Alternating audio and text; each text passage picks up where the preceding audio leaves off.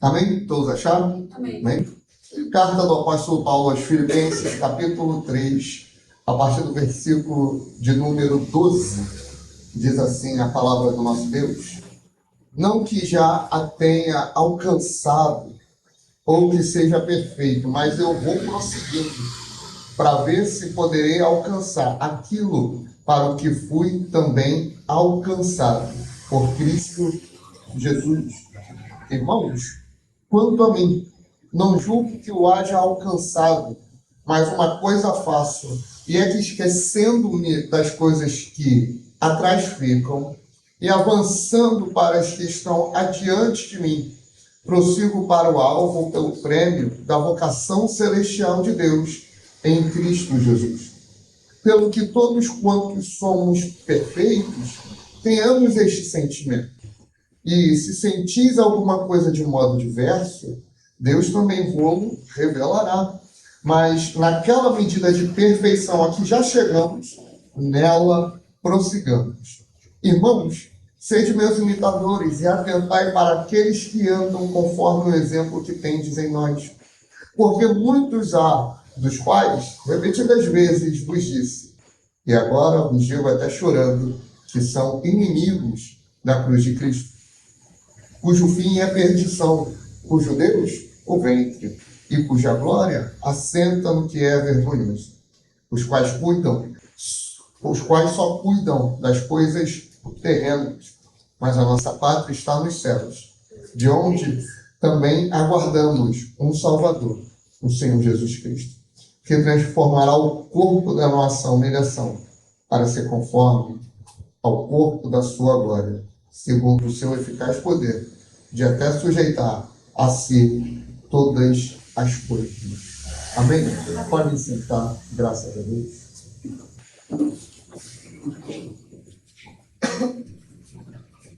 Queridos, quando nós olhamos para o cenário evangélico cristão, o cenário da igreja, nós nos surpreendemos, né, com determinadas situações. A gente vai enxergar algumas almas, e que Deus tenha misericórdia delas, olhando para a igreja com um viés errado. Por exemplo, muitos olham para a igreja como um outdoor, ou como um palanque para você mostrar os seus talentos. Quantos cantores que hoje são cantores seculares, não só seculares, né? Mas são cantores que cantam até algumas coisas bem depravadas, que antes de ter a sua carreira com esse estilo de música, eles começaram na igreja. Quantos você conhece? Por que eles cantavam na igreja? Porque a igreja, para eles, foi um meio de mostrar o seu talento. Você vai enxergar outros brigando dentro da igreja por cargos e por oportunidades. Quantos você conhece que já trocou de igreja por causa disso? Quantos vocês conhecem que já saíram da igreja por conta de cargos e de oportunidades? Eu conheço um montão. Eu preciso de umas 10 mãos para poder contar quantos foram para a igreja. Aí é interessante, né?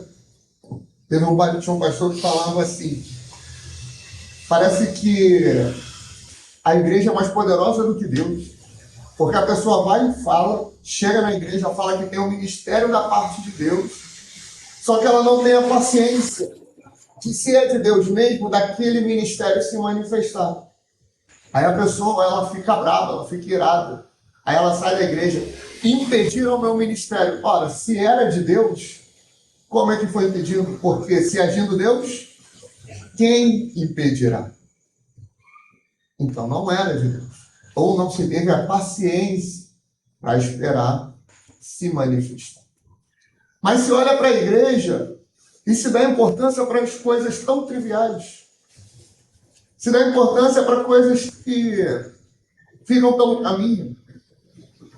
tem uma idolatria ao ministério, uma idolatria aos dons, uma idolatria à estética, tem uma idolatria à estrutura. E agora a gente está começando a poder falar disso, né? Com mais propriedade, porque a gente falava antes, estava na garagem, né? Parecia que a gente era contra a estrutura. A gente não é contra a estrutura. A gente é contra a idolatria que se tem à estrutura, como se Deus só estivesse aqui. Deus não está apenas aqui. Deus, ele se manifesta, o Espírito de Deus, ele se manifesta com ensino, com glória, com poder e majestade no culto, na congregação. Ele se manifesta no culto no teu lar. Ele se manifesta quando tu evangeliza. Ele se manifesta quando tu ora. Ele não é recluso, ou melhor, ele não é exclusivo da congregação. Amém? Nós temos maturidade para entender isso. Precisamos compreender que Deus não se manifesta apenas nos contextos de culto, na congregação. Porém, Paulo, ele vai olhar para esse cenário e ele vai estabelecer ali em Filipos, ou com o povo de Filipos, porque Paulo estava preso. Paulo, ele vai estabelecer que, naquele momento, ele tinha que prezar por algo que era importante. Mas não só naquele momento, era em toda a sua vida. Filipenses foi uma carta escrita quando ele estava preso, como eu disse. E a primeira coisa, sempre que eu prego em Filipenses, eu gosto de destacar isso. É aqui que Paulo fala: alegrai-vos comigo no Senhor. Outra vez eu vos digo, alegrai-vos. Irmão, Paulo preso. Paulo preso não porque ele era um malfeitor. Paulo preso não porque cometeram ali, fizeram algo, ele fez alguma coisa, infringiu a lei, não. Paulo estava preso por pregar o evangelho, e a palavra dele é: alegrem-se comigo. Fiquem felizes comigo, porque eu estou alegre, porque eu estou feliz. E ele, em meio a essa carta, que ele podia chegar, né, ali e falar: olha, lutem pelos meus direitos, pleiteiem por mim, lutem por mim. Ele faz isso? Não. A nossa geração é a geração dos direitos, né? Meu direito, isso é meu de direito.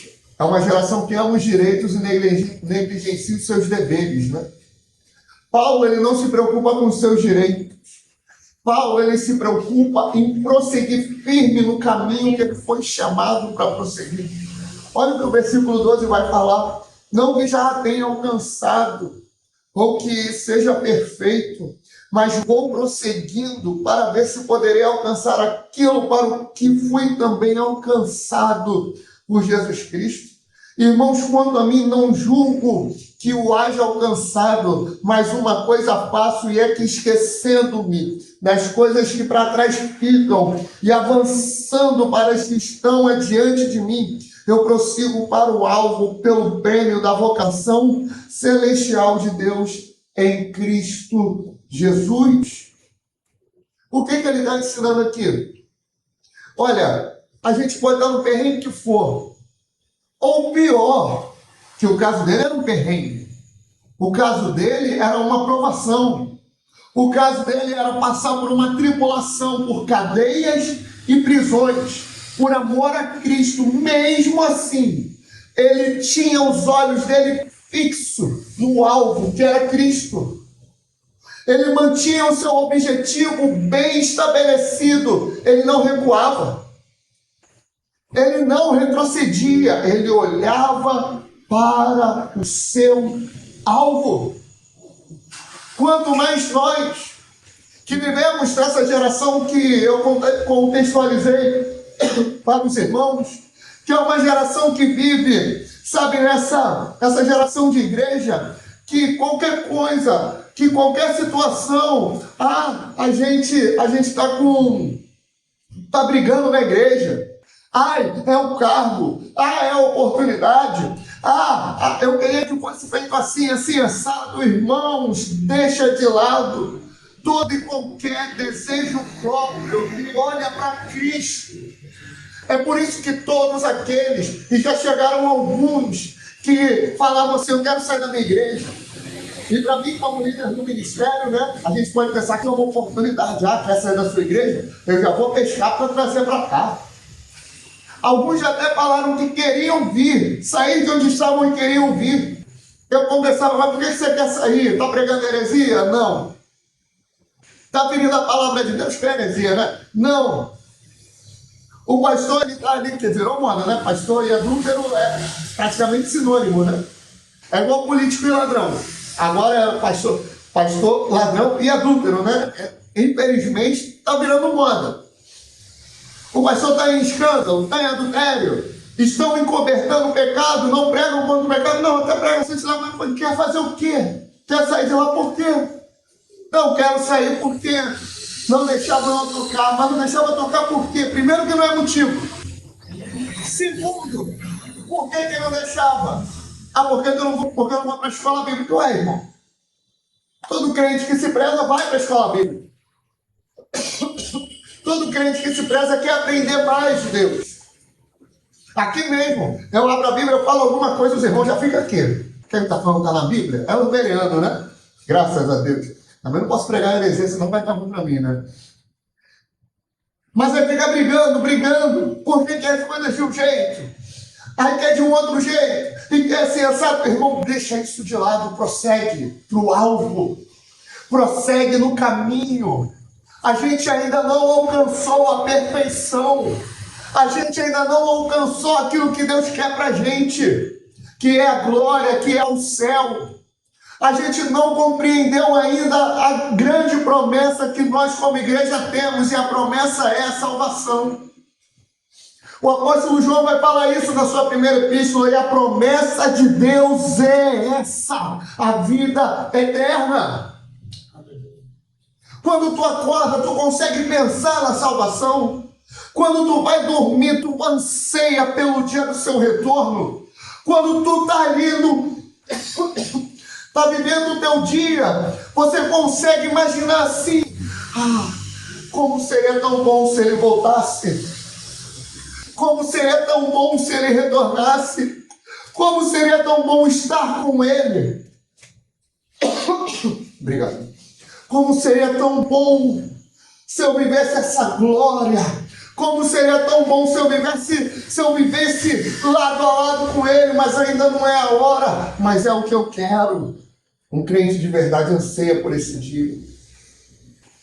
Quantas vezes a gente não já ouviu: ah, Jesus está voltando, ele não pode voltar agora não, que eu vou casar. Eu também estou para casar, mas se ele quiser voltar amanhã, ele volta. Ah, ele não pode voltar não, porque eu tenho um projeto da minha empresa que se exploda. Eu quero Deus. Eu quero Jesus. Eu quero o céu. Não se turbe o vosso coração. Crede em Deus. Crede também em mim. Na casa de meu pai há muitas moradas. Se não fosse assim, eu teria dito que eu vou preparar-vos lugar. E eu vou para o meu pai. Filipe diz: Senhor, mostra-nos o Pai. Aí Jesus responde: eu estou tanto tempo com vocês, meu filho, e não vi o Pai. Eu sou o caminho, a verdade e a vida, e ninguém vem ao Pai a não ser por mim. O alvo é Jesus para chegarmos ao Pai. O alvo é Cristo para estarmos com o Pai. Irmãos, quanto a mim, não julgo que o haja alcançado, mas uma coisa faço, e é que esquecendo-me das coisas que atrás ficam e avançando para as que estão adiante, eu vou prosseguir para o alvo, pelo prêmio da vocação celestial de Deus em Cristo Jesus. Pelo que todos quantos somos perfeitos, tenhamos este sentimento, e se sentis alguma coisa de um modo diverso, Deus também vos revelará. Você vê que ele fala no início: olha, não sou perfeito, mas depois ele fala: nós somos perfeitos. Ele está falando do contexto do corpo de Cristo. A perfeição nesse verso aqui não é de que não erra, não é de que não falha. A perfeição é no sentido de ser completo. A igreja é completa. Nós somos completos. Nós que somos completos, nós temos que prosseguir. O 16, mas naquela medida de perfeição a que já chegamos nela, prossigamos. Ou seja, se a gente já fosse perfeito, não tinha como prosseguir mais. Porque se tem uma coisa que Deus não pode fazer, você sabia que tem uma coisa que Deus não pode fazer? Lá vem heresia, né? Parece heresia, mas não é. Tem uma coisa que Deus não pode fazer, é melhorar. Deus, ele não melhora porque ele já é perfeito. A gente não. A gente melhora. A nossa medida de perfeição, ela vai evoluindo. Nós vamos crescendo, nós vamos amadurecendo. Por quê? Porque nós temos que imitá-lo. Nós temos que atentar para como eles andam, conforme o exemplo que eles nos dão. 18. Porque muitos há dos quais repetidas vezes vos disse, e agora vos digo até chorando, que são inimigos da cruz de Cristo, cujo fim é a perdição, cujo Deus é o ventre e cuja glória assenta no que é vergonhoso, os quais só cuidam das coisas terrenas. Olha só o que ele está falando. Ele não está dizendo, Alexandre, que eles são adúlteros, que eles são mentirosos, roubadores. Não está dizendo isso. Ele não está dizendo assim, olha, esses aí são os políticos bandidos lá de Brasília. Esses aí são os que estão roubando, são os que estão matando. Esse daí é aquele lá dos Estados Unidos que pediu agora o afastamento, o tal do pedir, que fez acontecer lá em Hollywood. Não é ele, não. O inimigo da cruz de Cristo é aquele que só olha para as coisas terrenas. O inimigo da cruz de Cristo é que tem a visão limitada, é que tem a visão só no aqui e no agora. Aí o próprio Paulo ele vai falar o seguinte: se nós esperamos Cristo somente para esta vida, nós somos os mais miseráveis dentre os homens. Somos miseráveis porque estamos olhando para aqui e para o agora. Eu sou crente. Eu sou crente. Tem até um comediante, né? Aquele vídeo, eu tenho que botar aquele vídeo para os irmãos, tenho que colocar no grupo. Aquele vídeo é interessante. É um comediante fazendo stand-up e ele simulando ali, né, uma situação que a pessoa chega para ele e fala assim: eu sou cristão, eu acredito na Bíblia. Ah, tu acredita na Bíblia? O comediante responde: tu acredita na Bíblia? Tu já leu a Bíblia? Não. Ué, como é que tu acredita num trem que tu nem lê? Como tu acredita em algo que tu não vive? Não, mas eu tenho os conceitos conservadores, isso é moralidade. Não precisa ser cristão para ser moral. Tem um monte de ateu que é íntegro. Tem ateu que é muito mais íntegro do que crente. Eu estou falando alguma mentira? Muito mais íntegro. Que tu confia muito mais. Você já não ouviu a frase? Olha, eu empresto dinheiro para qualquer um, mas para crente não. Vender fiado, pastor crente, não vendo, porque dá calote, some, pode. Esse dia mesmo, tá no meu celular, esse dia não, hoje ou ontem, a irmã me mandou um vídeo. Estavam evangelizando na rua. O pastor abençoado ficou com raiva, ele partiu para cima da irmã evangelizando. Saiu no jornal. Eles querem me irritar, não é possível. Pensando nas coisas terrenas, agindo como animais, pior do que animais. São esses que são os inimigos da cruz. Não é só adulterar, também é inimigo da cruz. Não é só roubar a igreja, também é inimigo da cruz. Mas pensou limitado, irmão. Pensou só aqui, não olhou para o alvo, não olhou para Cristo, não olhou para a salvação, é inimigo da cruz.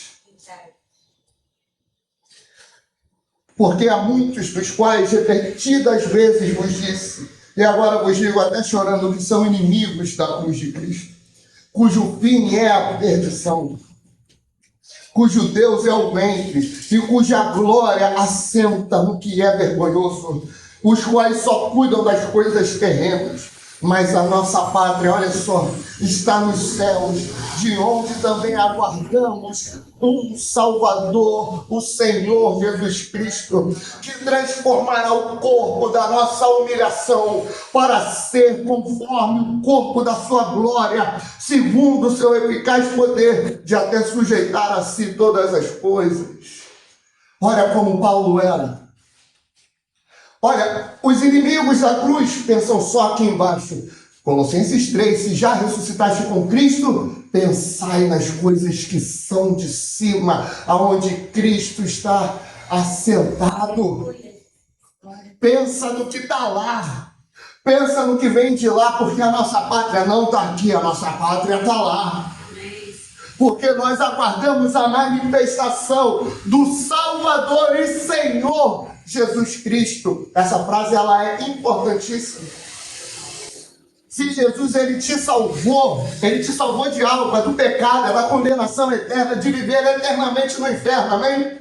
Jesus te salvou, você é um salvo em Cristo. Ninguém pode arrancar a tua salvação, porque foi Ele que conquistou. Ela é tua. Agora tu caminha nela. Em um momento ele é o teu Salvador. Mas não acaba por aí. Porque se ele fosse o teu Salvador, ele te salva e tu vai viver a tua vida da forma que tu quer. Coisas terrenas. Mas ele é teu Salvador e teu Senhor. E a gente lê e passa batido, não é só 2 títulos de Jesus, tá suave, tá tranquilo, vamos avançar, não. Ele te salva do pecado. E ele é teu Senhor porque ele tem princípios que você como servo, que eu como servo preciso seguir. Por isso ele é Salvador, salva do pecado. E ele é Senhor porque ele é soberano sobre a minha e sobre a tua vida. Se a gente não entender isso, a gente vai olhar para Cristo, a gente vai viver a igreja olhando para as coisas terrenas, olhando para as coisas aqui de baixo e não vai prosseguir para o alvo. E não vai prosseguir para o prêmio da soberana vocação que está em Cristo. O caminho é Ele. A verdade é Ele. A vida é Ele. É Jesus. E apenas Jesus. Mas a nossa pátria está nos céus, de onde também aguardamos um Salvador, o Senhor Jesus. Paulo ele tinha o que renunciar. Judeu, hebreu está no início do capítulo 3. Fariseu, criado aos pés de Gamaliel. Homem fluente, falava várias línguas. O homem de muitas posses, inclusive cidadania romana, e para ter a cidadania romana, tinha que ter dinheiro. Mas ele não se importava com isso. Ele olha para tudo isso e fala, eu reputo como perca, para a excelência da glória de Deus. Eu deixo tudo isso para trás. Por quê? Porque está me aguardando é muito maior. É muito maior. Tinha um irmão que já partiu, ele ficava lá atrás da igreja. Ele era bem feliz, sabe? Ele era bem pentecostal. Ele dava uns gritos, lembra? Falava assim, eu sou milionário, papai, no meio do culto. Ninguém entendia nada, mas ele entendeu o prêmio que o esperava. Ele podia não ter nada aqui, mas ele tinha tudo no céu. Porque ele não ajuntava tesouro na terra, onde a traça e a ferrugem consomem, ele ajuntava tesouro no céu. Busca primeiro, meu irmão, o reino dos céus e a sua justiça, e todas as demais coisas, ou melhor, e estas demais coisas vos serão acrescentadas. Reputa por Pedro, pela excelência da glória de Deus. Amém? Vamos ficar de pé, vamos falar com o nosso Deus, que é vivo e poderoso. Louvado seja o nome do nosso Senhor. Nós aguardamos da nossa pátria a manifestação do nosso Salvador e Senhor. Nós aguardamos do céu